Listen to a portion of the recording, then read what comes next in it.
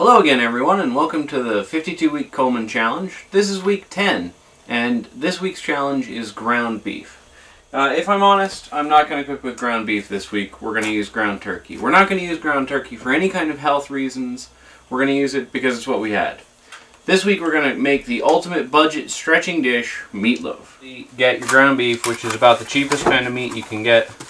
Again, this is ground turkey, but same difference. And you stretch your ground meat with whatever you have around the house. So I've got here some mushroom, that's shiitake mushroom my wife really likes. We had some left over. A little bit of carrot, some orange pepper, and some green pepper. I've got about a quarter cup, maybe a half cup of rice that's left over. Again, I've just emptied out my fridge. Some breadcrumbs. Those weren't left over, but they're nice to have. And some regular old oats. And I like the texture that the oats give. We're going to bind it all together with one egg.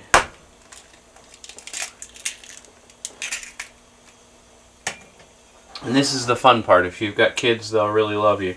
Just get right in there with your hands and mix it all up. Just the squishing motion. It does pay to be a little bit careful and try not to get it on the floor. A little bit of spice, sage, rosemary, thyme, parsley, basically whatever you got in the green area of your spices cabinet. And again, mix it all up. This is meatloaf. This is not rocket science. Get our pan, which I've already pre-oiled just a little bit. Don't normally use this pan to make meatloaf, but we have to fit it in a Coleman oven. So we're going to make kind of a round meatloaf. Get this into whatever kind of meatloaf shape you want. I'm going to get into the spirit of the thing and make kind of a meatloaf pie. Kind of a round meatloaf here. I like to make my meatloaf fairly thick, although it does take a long time to cook when you do it that way. I'm going to put a slight drizzle of olive oil over the top. If this was beef, I probably wouldn't do that. But turkey does have a higher tendency to dry. And then I'm going to put aluminum foil over the pan. My old friend, the 413 and the Coleman oven yet again. Put our meatloaf in the Coleman oven. And just barely fits. I was a little worried about that. And we're going to let this cook for about an hour. Okay, time's up. I've already taken the tin foil off.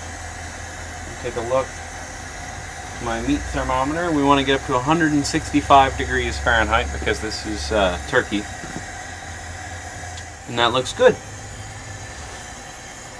Shut off the fire.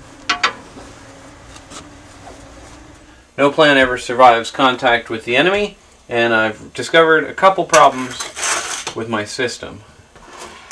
Number one, I left the tin foil on too long and we didn't get any browning on top. Not the end of the world.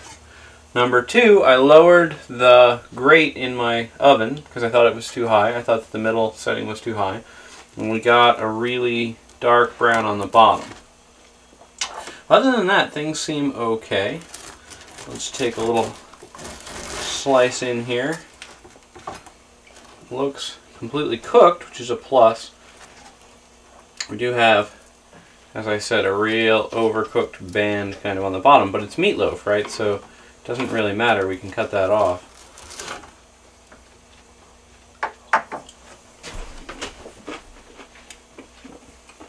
Other than the crusty along the bottom, it tastes fine. And it's got a good texture with all the stuff in it. The meatloaf sandwich is all about presentation and bread choice. This is the same kind of bread I had last week for the tuna sandwich, and last week I said it wasn't a very good bread for the tuna sandwich, and it's not. It's real squishy.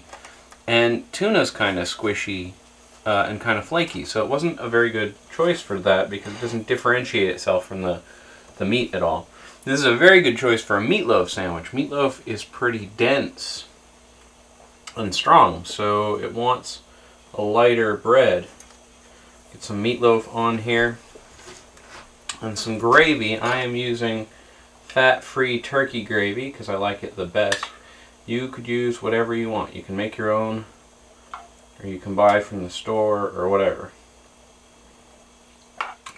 Quick dose of freshly ground black pepper. And that's a meatloaf sandwich.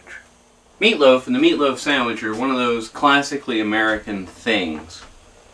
This one looks good enough to eat.